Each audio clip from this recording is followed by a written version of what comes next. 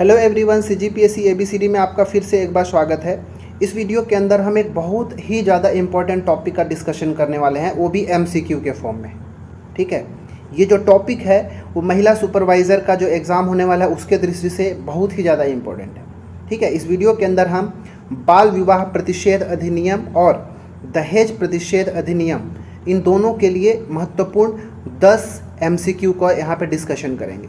ये एमसीक्यू के माध्यम से ही मैं एक्सप्लेन करने की कोशिश करूँगा और आपको जितना भी यहाँ से क्वेश्चन बनाए जा सकते हैं, मोस्टली आपसे सारे क्वेश्चन इन दोनों जो अधिनियम है यहाँ से आपसे बन जाएंगे। जैसे कि आपको पता है कि महिला पर्यवेक्षक सुपरवाइज़र का नोटिफिकेशन आ गया है, आज से फॉर्म भी भराना शुरू हो गया है। तो यहाँ पे महिला सुपरवाइज़र का 2 तरह का पद था, जिसमें जो परिसीमित सीधी भर्ती वाला है उनमें इस टॉपिक से 60 नंबर के प्रश्न पूछे जाएंगे। ठीक है, मतलब ये जो पार्ट है महिला बाल विकास और उनसे संबंधित कार्यक्रम योजनाएं जो है उससे 60 नंबर के प्रश्न पूछे जाएंगे। वहीं जो खुली सीधी भर्ती वाला है उनमें 20 नंबर के प्रश्न पूछे जाएंगे। तो ये दोनों ही पदों के लिए बहुत ही ज़्यादा इम्पोर्टेंट ये टॉपिक होने वाला है। तो ये जो बाल विकास, महिला बाल विकास वाला है, उसका ये फर्स्ट वीडियो होगा। ठीक है, और ये वीडियो मुझे लगता है कि ये दोनों अधिनियम बहुत ही ज़्यादा इंपॉर्टेंट है। ठीक है, तो चलिए हम लेट ना करते हुए अपने वीडियो की शुरुआत करते हैं और क्वेश्चन नंबर 1 की ओर बढ़ते हैं। और हाँ, मैं उम्मीद करूँगा कि आप अपने साथ नोट कॉपी और एक पेन लेके बैठेंगे, ताकि इन सबको आपको नोट डाउन भी करते चलना है। और इसका अगर PDF चाहिए होगा तो आपको हमारे टेलीग्राम चैनल से मिल जाएगा। आप टेलीग्राम में सर्च जाके कर सकते हैं CGPSC ABCD। ठीक है, परंतु वहाँ से जो PDF मिलेगा उसका आपको आंसर उसमें टिक नहीं किया हुआ होगा, वो उसका आंसर आपको वीडियो देख के टिक करना होगा। ठीक है, चलिए शुरू करते हैं। पहला प्रश्न, आज का हमारा पहला प्रश्न है कि शारदा अधिनियम, जिसको हम शारदा एक्ट भी कहते हैं, शारदा अधिनियम या फिर इसी को कह लीजिए शारदा एक्ट, ये किससे संबंधित है? विधवा विवाह, सती प्रथा, बाल विवाह या उपरोक्त में से सभी? किससे संबंधित है शारदा अधिनियम? ये अगर आप इतिहास आपने पढ़ा होगा तो इतिहास से संबंधित है, जो ज़्यादातर लोग इसका आंसर दे पाएंगे। ठीक है, तो इसका जो सही आंसर है वो ऑप्शन नंबर सी, बाल विवाह। जो शारदा अधिनियम है वो क्या है? बाल विवाह से संबंधित है। ठीक है, एक्चुअली क्या है कि देखिए, बाल विवाह निरोध अधिनियम 1929 को, ठीक है, याद रखिए। पहले इतिहास में थोड़ा सा चलते हैं, क्योंकि ये शारदा अधिनियम, देखिए शारदा जो शब्द आया है कहाँ से, तो एक जो शारदा एक्ट थे या फिर बाल विवाह अधिनियम जो है 2006 का, उसके जो प्रायोजक हैं जिनका नाम था हरिविलास शारदा। ठीक है, इतिहास में एक महान व्यक्तित्व रहे हैं जिनका नाम है हरिविलास शारदा। ठीक है, तो ये शारदा जो शब्द आया है शारदा अधिनियम का, इन्हीं के ये वाला टर्म से, इसी वाले शब्द से आया। ठीक है, यहीं से लिया गया, इसलिए हम इसको शारदा एक्ट या फिर शारदा अधिनियम कहते हैं। ठीक है, तो ये एक जो बाल विवाह निरोध अधिनियम 1929 में आया था, इसको आप नोट डाउन करते चलेंगे। ठीक है, बाल विवाह निरोध अधिनियम, ठीक है, जो 1929 में आया था, इसी को ही शारदा अधिनियम या शारदा एक्ट कहा जाता है। ठीक है, याद रखिएगा क्या बोल रहा हूँ कि बाल विवाह निरोध अधिनियम जो 1929 आया था, उसी को ही शारदा अधिनियम या शारदा एक्ट के नाम से जाना जाता है। और इस अधिनियम को लागू कब किया गया था? तो याद रखिएगा, इस अधिनियम को 28 सितंबर 1929 ईस्वी को लागू किया गया था। ये एक इम्पॉर्टेंट रहेगा आपके लिए कि जो शारदा अधिनियम था उसको कब लागू किया गया था। अब ये शारदा अधिनियम के तहत क्या प्रावधान था कि जो लड़कियां हैं, ठीक है, जो लड़कियां हैं, इन लड़कियों का जो विवाह होगा, तो लड़कियों के विवाह का उम्र जो होगा वो 14 वर्ष से कम नहीं होगा। ठीक है, मिनिमम 14 वर्ष घोषित किया गया था कि लड़कियों का विवाह का उम्र कितना होना चाहिए? 14। वहीं जो लड़के होंगे, लड़कों के विवाह का उम्र 18 वर्ष किया गया था। ठीक है, तो 14 और 18 याद रखिए। कब का अधिनियम है? 28 सितंबर 1929, मतलब 1929 का अधिनियम है। ये बहुत ही पुराना अधिनियम है, जब हम अंग्रेज़ों के चंगुल में थे, ठीक है, तब की बात हो रही है। तो उस समय तो आप सोच भी सकते हैं कि कितना अधिक बाल विवाह की बातें होती हो, कितनी बाल विवाह होती होंगी। ठीक है, तो ये कुप्रथा था जो कि बहुत कम उम्र में शादी कर दिया जाता था।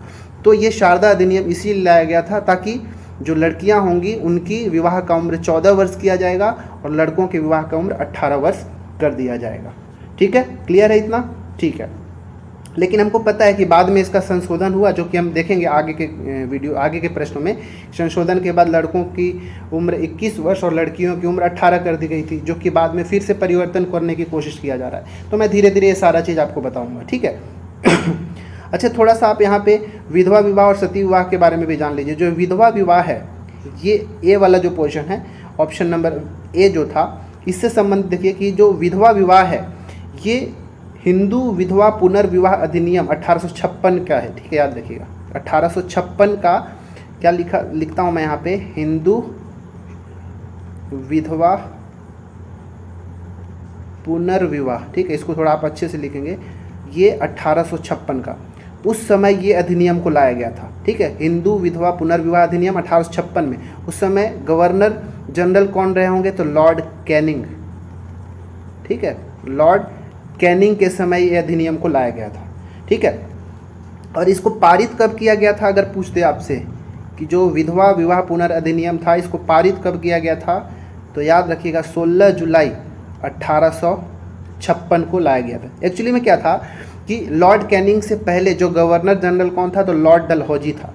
लॉर्ड डलहौजी के समय ही इस अधिनियम को तैयार किया गया था, ठीक है। और बाद में जब 1856 में लॉर्ड कैनिंग आ गया, तो उस समय ही ये लागू किया गया था, ठीक है, याद रखिएगा। ये सारा चीज़ को आपको ऐड करना है, किसके अंतर्गत, ये हम विधवा विवाह के अंतर्गत इतना देखें। जो बी है, ठीक है, सती प्रथा, इससे संबंधित याद रखिएगा कि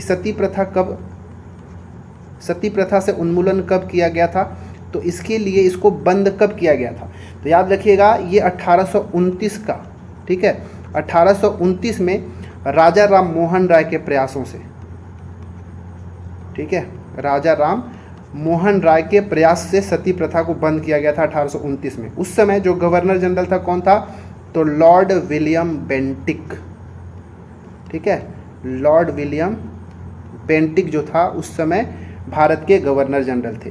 तो ये जो क्या बोलते हैं, सती प्रथा जो था, ये कानून के अंतर्गत, मतलब धारा 17 के अंतर्गत, ठीक है, ये याद रखिएगा, धारा 17 के अंतर्गत सन 1829 ईस्वी में राजा राम मोहन राय के प्रयासों से लॉर्ड विलियम बेंटिक के कार्यकाल में सती प्रथा को पाबंद किया गया था, बैन किया गया था। तो ये सब आपको याद रखना है, ठीक है। तो हमने यहाँ पे तीनों चीज़ों का देख लिया कि विधवा विवाह से संबंधित, सती प्रथा विवाह से संबंधित और बाल विवाह से संबंधित, इतना तो हमने देख ही लिया था, ठीक है। बाल विवाह का आगे और भी क्वेश्चन अभी आएंगे, ठीक है। तो ये था प्रश्न क्रमांक 1। ये सारे फैक्ट को आपको एक जगह नोट डाउन करते चलना। चलिए अब दूसरा प्रश्न देखते हैं। दूसरा प्रश्न है कि बाल विवाह खत्म करने का सबसे अच्छा तरीका क्या होना चाहिए। व्यापक शिक्षा, वित्तीय सहायता प्रदान करना, रोजगार के अवसर प्रदान करना, बाल विवाह निषेध कानून बनाना। इसमें से कौन सा जो है बिल्कुल ज़्यादा सबसे अच्छा तरीका है जिससे बाल विवाह को रोका जा सके, ठीक है। तो देखिए इसका जो सही आंसर है ऑप्शन नंबर ए होगा, ठीक है। ऐसा माना जाता है कि अशिक्षित होने के कारण ही, मतलब हमारे समाज में, हमको हमारे देश में अभी भी गांव में चले जाएंगे तो लिटरेसी रेट बहुत कम है, तो शिक्षा का अभाव होने के कारण ही बाल विवाह को बहुत अधिक बढ़ावा दिया जाता रहा है। इसीलिए जो यूनिसेफ भी है वो भी कहता है क्या कि जो अगर शिक्षा को व्यापक रूप से बढ़ावा किया जाए, लिटरेसी रेट को हमारे गाँव तक पहुँचाया जाए, अच्छे से इसकी लिटरेसी रेट को बढ़ाया जाए, तो बाल विवाह को ख़त्म करने में सबसे अच्छा कारगर सिद्ध हो सकता है, ठीक है। अच्छा, अगर बाल विवाह के बाद क्योंकि विवाह की न्यूनतम सीमा जो है निर्धारित किया गया होगा, तो विवाह की न्यूनतम सीमा का मतलब आप क्या समझते हैं, ठीक है। तो विवाह का न्यूनतम सीमा या फिर न्यूनतम आयु से मतलब ये है कि एक ऐसा आयु जिससे पहले कोई भी पुरुष या महिला विवाह नहीं कर सकता, ठीक है। 1978 की अगर हम बात करें, ठीक है, 1978 में तो जो लड़के थे, ठीक है, जो लड़के हैं उनकी उम्र कितनी थी भाई, 21 वर्ष, और जो लड़कियां हैं उनकी कितनी, 18 वर्ष। ये विवाह की आयु निर्धारित किया गया था। और अभी जस्ट हमने पहले देखा कि 1929, ठीक है, 1929 का जो शारदा एक्ट था, उस शारदा एक्ट के अंतर्गत जो लड़कियां हैं, लड़कियों के लिए कितना डिसाइड किया गया था, 14 वर्ष। वहीं जो लड़के थे उनके लिए विवाह का उम्र कितना, 18 वर्ष, ठीक है। ये सब आपसे पूछा जा सकता है, ये सब को याद रखिएगा, ठीक है। तो विवाह, अच्छा आपसे अगर ये पूछ दे कि जो विवाह का न्यूनतम आयु निर्धारण करने की आवश्यकता क्यों पड़ती है, यहाँ से भी आपके क्वेश्चन 2-3 बनाया जा सकता है। तो क्या क्या कारण हो सकता है, तो पहला क्या कि बाल विवाह को रोकना। ठीक है, पहला क्या, बाल विवाह को रोकना। दूसरा क्या हो सकता है कि लड़कियों को और भी ज़्यादा सशक्त बनाना।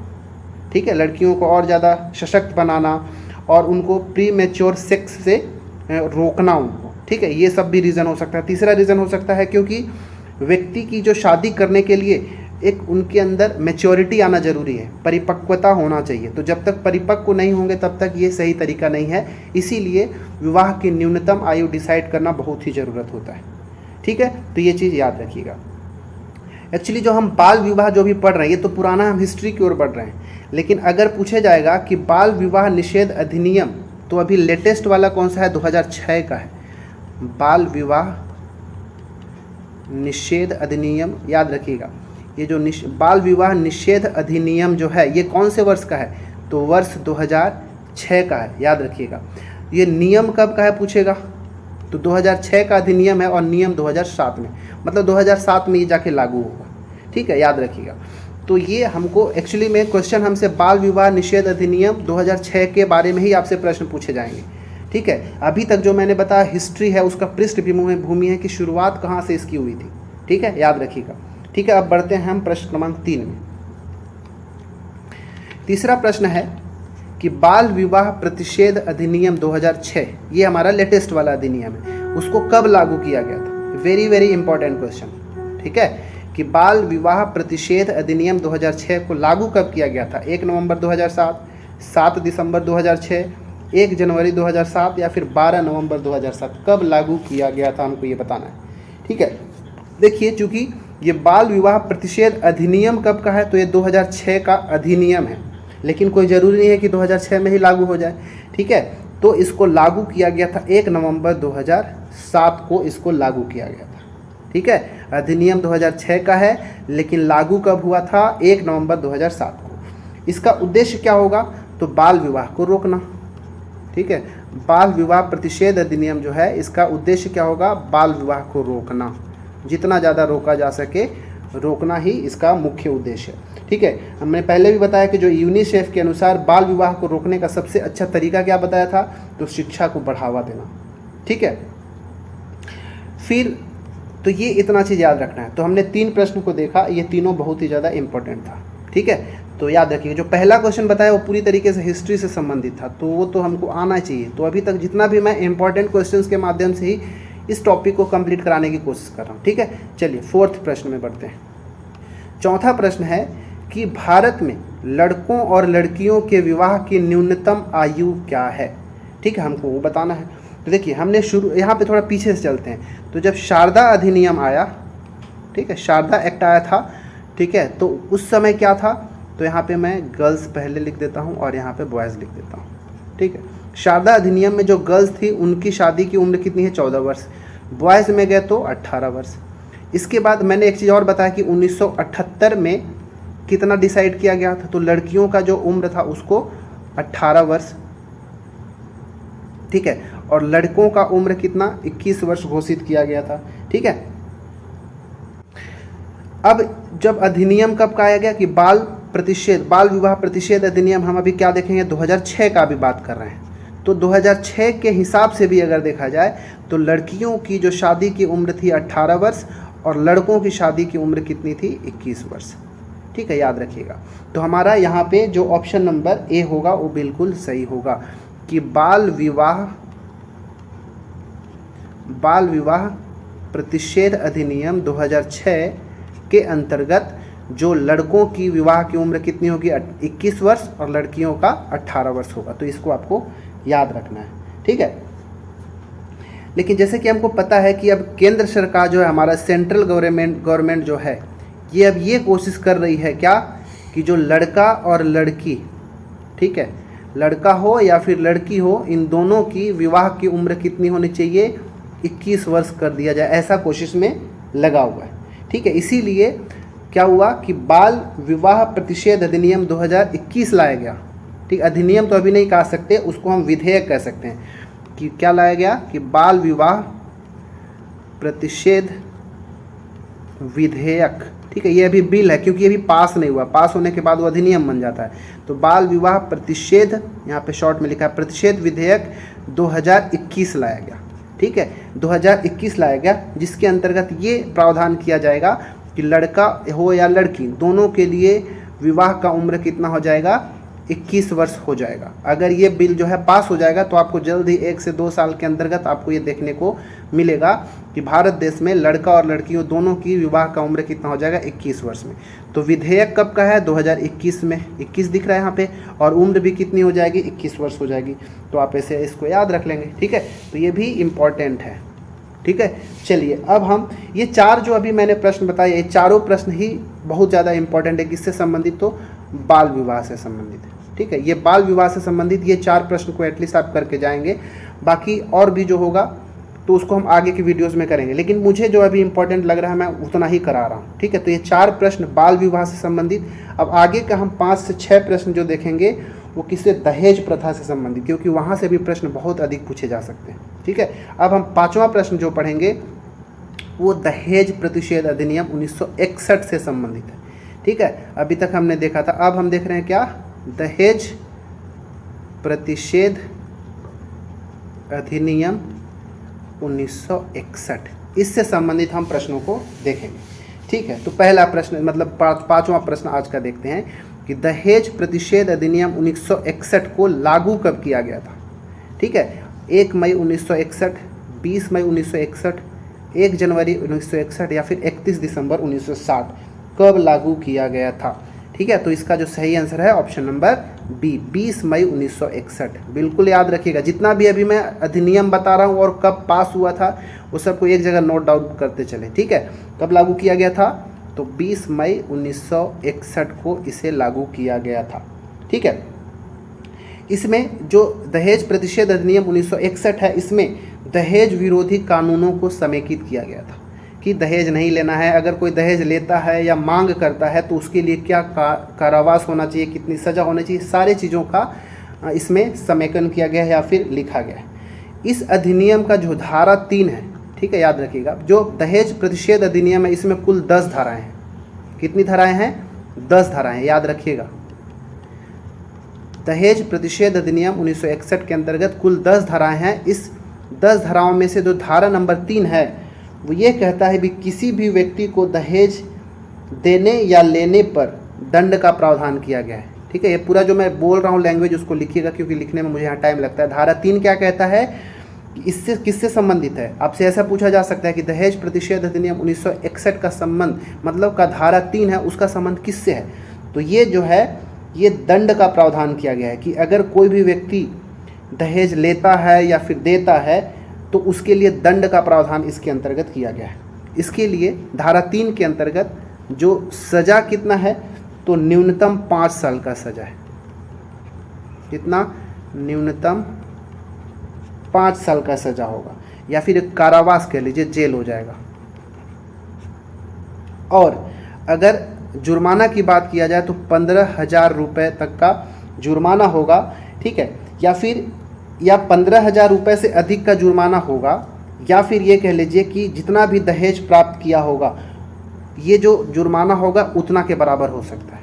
तो याद रखिएगा कितना, कि न्यूनतम 15,000 रुपये का जुर्माना हो सकता है या इससे अधिक होगा, या फिर जुर्माना 15,000 या उससे अधिक होगा, या फिर जितना भी दहेज का मूल्य प्राप्त किया हो उतना हो सकता है। तो ये सब कुछ जो है धारा 3 के अंतर्गत कहा गया है, ठीक है। एक बार फिर से सुन लीजिए कि इस कानून का जो धारा 3 है इसमें किसी भी व्यक्ति को दहेज देने या लेने पर दंड का प्रावधान किया गया है। यहाँ पे इसको सीधे सीधे लिखिएगा, दहेज, हालांकि मैं ये दहेज प्रतिषेध अधिनियम इसका मैं PDF अपने चैनल में डाल दूंगा, ठीक है। ये पूरा PDF भी आप पढ़ सकते हैं। दहेज लेने या देने पर दंड का प्रावधान। अभी धारा संख्या जब 4 और 5 भी पढ़ाऊंगा वहाँ पर भी हमको कुछ ऐसे ही देखने को मिलेगा, लेकिन वहाँ पे हमको कंफ्यूज नहीं होना है, ठीक है। चलिए अब हम 6वां प्रश्न की ओर बढ़ते हैं।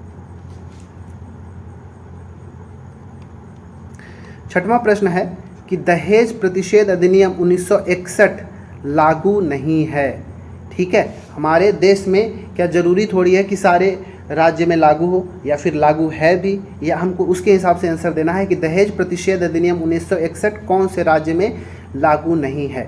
पश्चिम बंगाल में, आंध्र प्रदेश में, जम्मू कश्मीर में, या उपरोक्त में से सभी में। क्या तीनों में ही लागू नहीं क्या है क्या, ठीक है। हमको इसका आंसर देना है।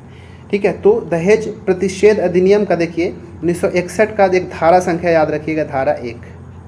ठीक है, जो धारा 1 है वो किससे संबंधित है, तो ये है संक्षिप्त नाम। ठीक है, तो ये जो हमारा दहेज प्रतिषेध अधिनियम है, जो दहेज से संबंधित जो कानून है उसका संक्षिप्त नाम क्या होगा, तो दहेज प्रतिषेध अधिनियम 1961। फिर इसी धारा 1 के अंतर्गत कहा जाता है कि विस्तार कहाँ कहाँ होगा, क्या संपूर्ण भारत के अंतर्गत होगा, क्या संपूर्ण भारत में इसका विस्तार होगा, या फिर कोई ऐसे भी पोर्शन होगा जहाँ पे उसका विस्तार नहीं होगा, और इसका प्रारंभ कब से होगा, ये सारा चीज़ों को इसके धारा 1 के अंतर्गत कहा गया है। तो याद रखिएगा, संक्षिप्त नाम तो ये हो गया। अब विस्तार की बात करेंगे तो ये दहेज प्रतिषेध अधिनियम 1961 जो है पूरे भारत में लागू है, लेकिन जम्मू कश्मीर को छोड़ के। ठीक है, जम्मू कश्मीर को छोड़ दिया गया है, इसके अलावा बाकी सभी जगह जो है संपूर्ण भारत में लागू किया गया है। ये जो दहेज प्रतिषेध अधिनियम है सभी धर्मों में भी लागू है, लेकिन जो मुस्लिम धर्म है, याद रखिएगा, जो मुस्लिम धर्म है जो कि शरीयत को मानते हैं, ठीक है, जो शरीयत को मानने वाले हैं, उनके ऊपर भी ये दहेज प्रतिषेध अधिनियम 1961 नहीं लागू होता। तो आप धर्म में याद रखिएगा, मुस्लिम धर्म पर लागू नहीं होता, और जो शरीयत को फॉलो करते हैं उनके ऊपर लागू नहीं होता। ठीक है, याद रखिएगा ये सारा चीज़। देखिए अब क्या दहेज क्या होता है, अगर आपसे परिभाषा पूछ लिया जाए तो इसको क्या समझेंगे, दहेज किसको कहेंगे। तो देखिए, एक ऐसी संपत्ति या फिर मूल्यवान प्रतिभूति जो विवाह के समय या उससे पूर्व या फिर विवाह के पश्चात, ठीक है, एक पक्षकार द्वारा, चाहे वर पक्ष हो या वधु पक्ष हो के द्वारा, या फिर एक पक्षकार के माता पिता द्वारा दूसरे पक्षकार को दिया जाता है, तो उस धन को क्या कहा जाता है, दहेज का नाम दिया जाता है। ठीक है, याद रखिएगा। तो ये सब प्रश्न क्रमांक 6 के लिए एक्सप्लेनेशन था। तो इसमें हमको ये क्या क्या जानने को मिला कि पूरे देश भर में लागू है, जम्मू कश्मीर को छोड़ के। धर्म में अगर बात करें तो हिंदू धर्म में तो लागू होगा ही, मुस्लिम धर्म जो शरीयत को मानते हैं उन पर भी ये जो अधिनियम है वो लागू नहीं होता। ठीक है, चलिए 7वां प्रश्न देखते हैं। और जो इसके बारे में तो हमने देख ही लिया कि दहेज प्रतिषेध अधिनियम लागू कब हुआ था, तो 20 मई 1961 को।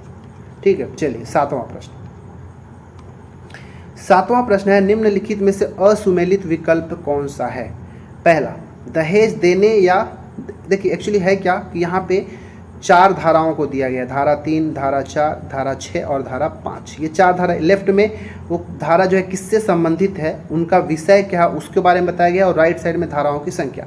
इसमें असुमेलित वाले को पहचानना है कि कौन सा धारा उससे संबंधित विषय से सुमेलित नहीं है। तो पहला, दहेज देने या दहेज लेने के लिए शास्ति या फिर मनाही का है या फिर दंड का क्या प्रावधान है, तो धारा 3 है क्या। दहेज मांगने के लिए शास्ति की मतलब अगर कोई दहेज मांगता है तो उसके लिए क्या दंड का प्रावधान है, क्या धारा 4 है क्या।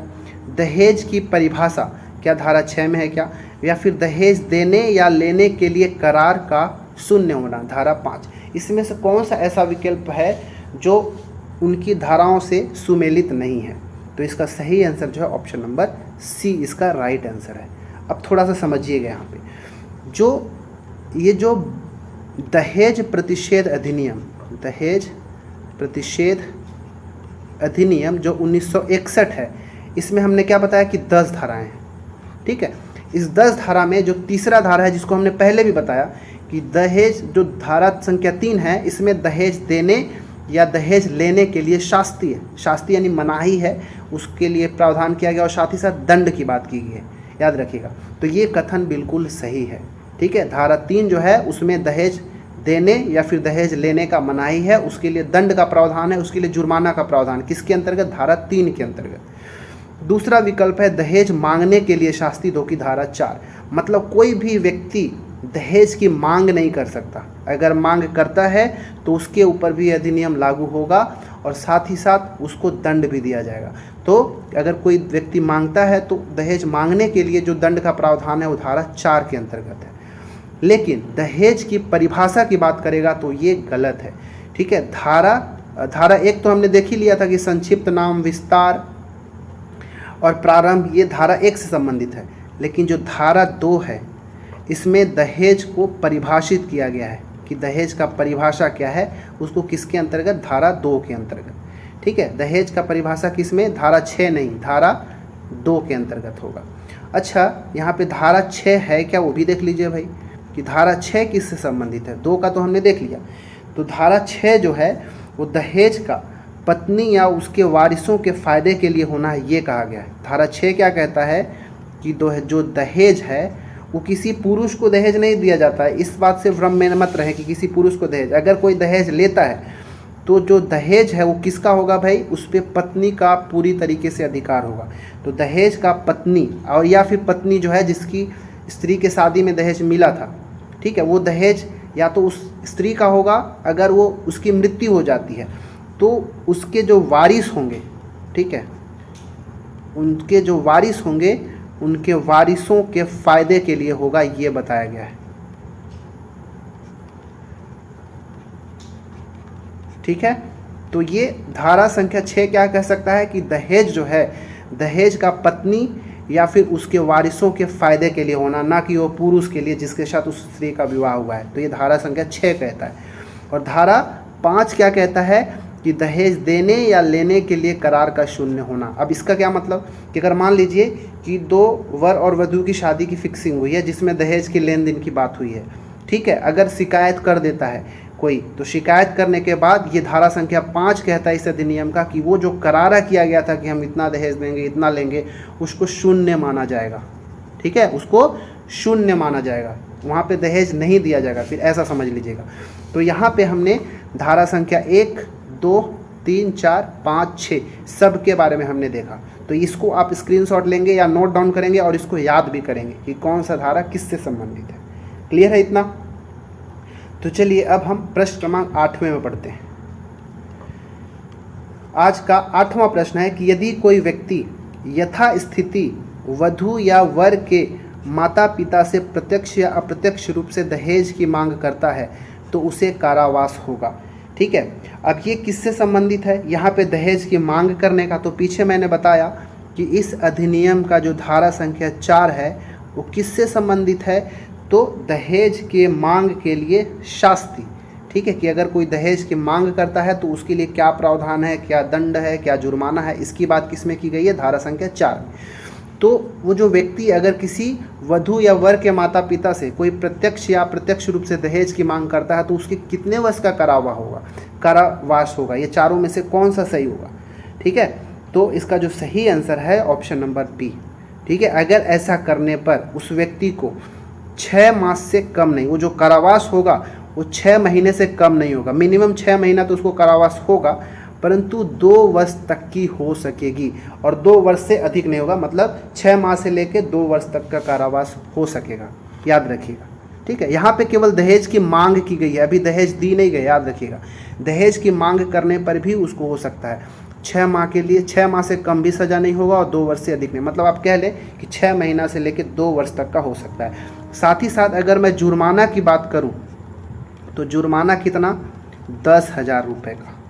ठीक है, लेकिन देखिए अगर कोई विशेष ऐसा कारण हो जो कि न्यायालय द्वारा निर्णय करने के बाद उल्लिखित किया जा रहा है तो हो सकता है कि जो कारावास है वो 6 महीने से कम भी हो सके, याद रखिएगा। 6 महीना से कम भी आरोपित किया जा सकता है अगर न्यायालय ऐसा कुछ उल्लेख लिखे कि उस व्यक्ति को जो कारावास है वो 6 महीना से कम हो। तो याद रखिएगा ये धारा संख्या 4 की बात है। क्लियर है? चलिए अब प्रश्न क्रमांक 9 देखते हैं। 9वां प्रश्न है कि जहां कोई दहेज ऐसी स्त्री से भिन्न जिसके विवाह के संबंध में दिया गया है किसी व्यक्ति द्वारा प्राप्त किया जाता है तो वह व्यक्ति उस दहेज को, अब इसको ध्यान से पढ़िएगा, मैं क्वेश्चन को समझाने की कोशिश कर रहा हूँ। मतलब क्या कि मान लेते हैं एक लड़का है और एक लड़की है। ठीक है, ये लड़की है, ये लड़का है, इन दोनों का विवाह हुआ। अब विवाह में हुआ कि जो लड़की के पक्ष वाले थे, ठीक है, लड़की के माता पिता थे, वो दहेज दिए। ये दहेज इस लड़के को मिल गया या फिर हो सकता है इसके गार्जियन को मिला।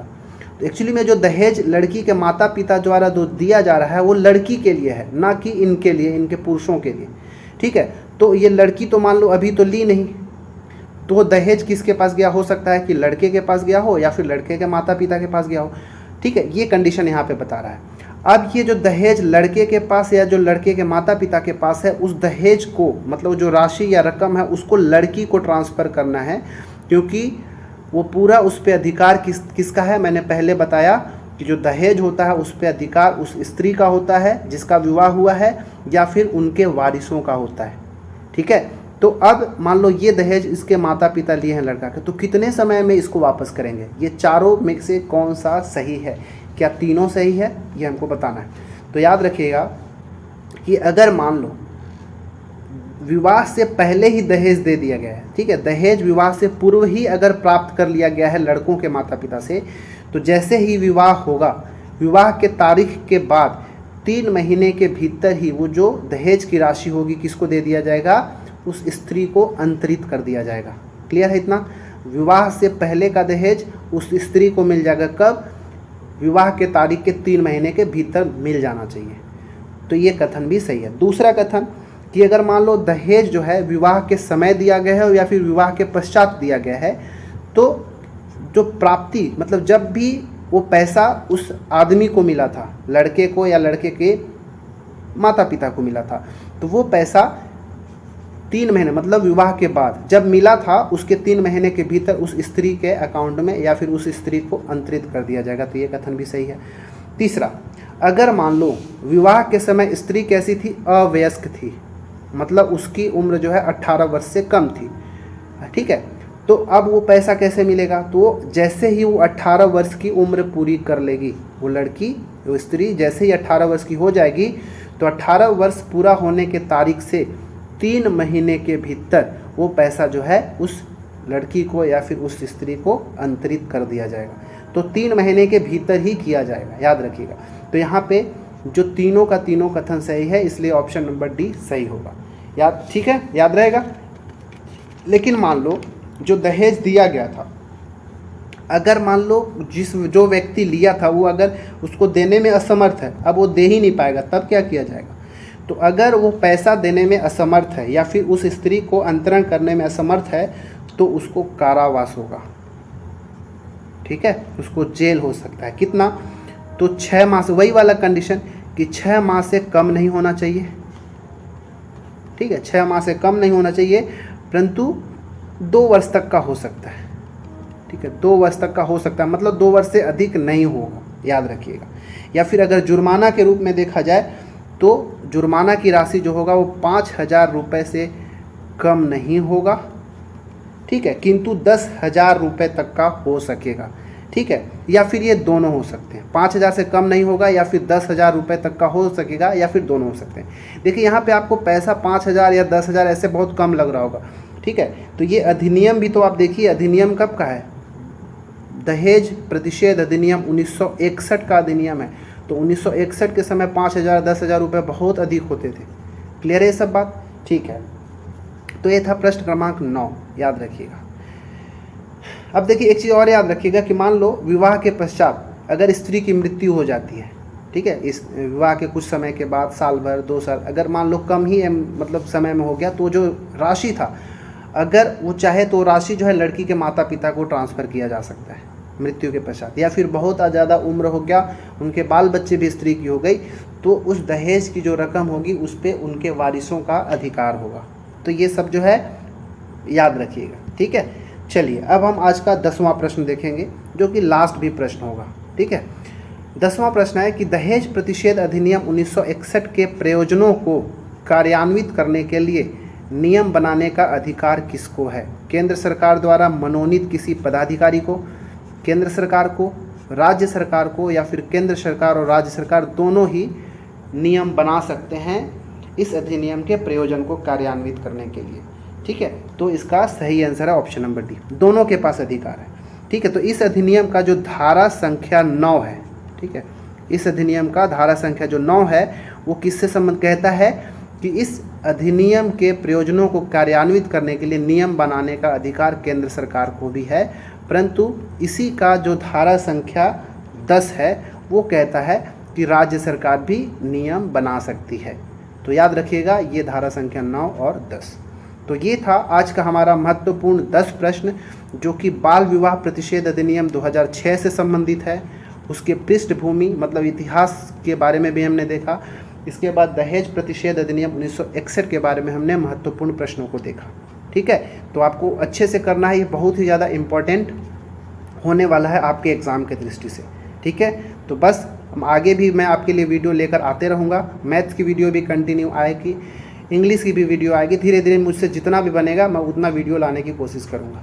तो इस वीडियो में इतना ही। वीडियो अच्छा लगता है तो लाइक करें, सब्सक्राइब करें, दोस्तों के साथ शेयर भी कर सकते हैं, और PDF के लिए हमारा टेलीग्राम चैनल ज्वाइन कर सकते हैं जिसका लिंक डिस्क्रिप्शन में होगा। चलिए मिलते हैं अगले वीडियो में, तब तक के लिए धन्यवाद।